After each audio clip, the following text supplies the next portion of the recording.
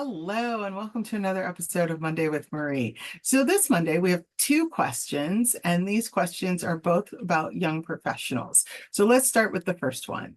The first question is from Michelle. Hi, Michelle. Michelle writes, Hi, Marie. I love watching Monday with Marie. Thank you, Michelle. My question is around the young professionals that are in our office that seem to be struggling with understanding work-life balance and understanding the importance of hard work. They're constantly saying to me, we want work-life balance, but they don't want to actually work. Help. It's a good one, Michelle. All right, so here's the deal. Work-life balance, I don't believe in. I believe in harmony. But I also will say that I think this concept of work-life balance has become this interesting sort of excuse for people to not want to work. Part of work is in the name, it's work. And so that means that you actually have to step in and do the work and do the learning. A lot of kids, and listen, I think we all are guilty of this, no matter how old we were, step out of college and go, I had 4 years of college or X amount of years of college, and I spent all this time and money in college, and I go into the workforce, and that means I should, I should get this, I should get that. The problem is what they don't realize is that they spent 4 years studying and not actually doing, not actually having that experience, meaning that their learning is only half done. And so work, especially that first job, is really about the opportunity to really learn in a practical way all those things that you've been studying in school, to actually apply them. Actually see, do they work? Do they not work? How does it work in the real world? And that also means that I'm going to fail. I'm not going to be perfect.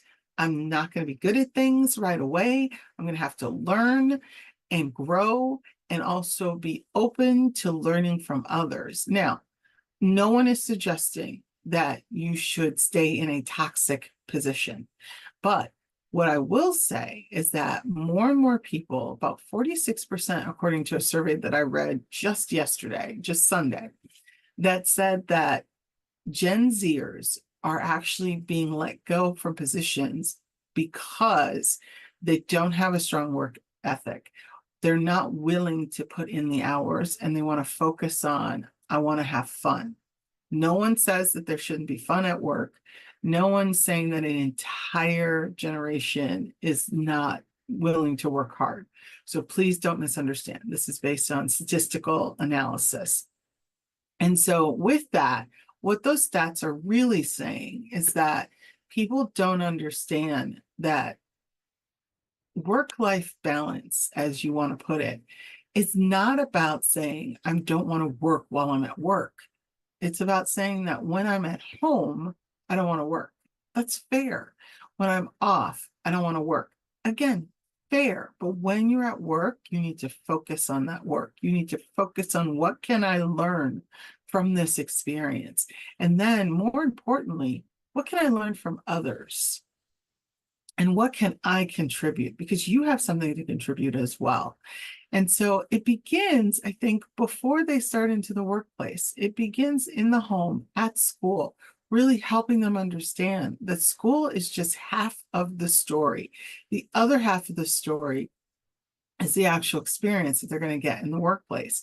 And that actually means that you're not going to go out and get a 100,000 job as soon as you graduate, that you do have to start off based on your experience. And if you've got no experience, no one is just going to go, hey, kid, I'm going to hire you just based on faith. College just proves that you can complete something and that you're able to study, you're able to retain knowledge. That's really all college has proven to an employer. What they now need from you is proof that you can actually learn on the job. You can actually learn from others. You can actually grow from an experience. You can actually make mistakes and learn from those mistakes quickly. And that you can interact, you have communication skills to be able to interact with others, that you know how to dress appropriately for work. All those things are important. And all those things are what happens in your first job. I hope that's helpful. All right, let's go to the next question. All right, next question comes from Chuck. Hey, Chuck. Chuck says, a lot of professionals need to improve their decision-making skills. Is there a way that you can talk about how we can improve our decision-making skills, especially now when there's pressure in a lot of situations and things are uncertain and you have to make decisions quickly? Well, Chuck, improving decision-making skills is like learning to parallel park. That's my analogy for today.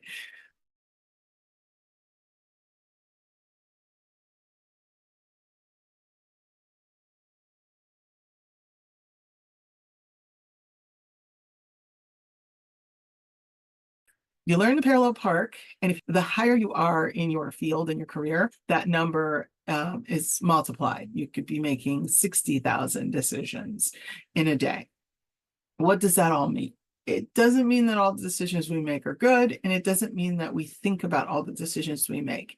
It means that we make a lot of decisions during the course of the day, some of them very quickly, some of them we don't even think about. We just make the decision.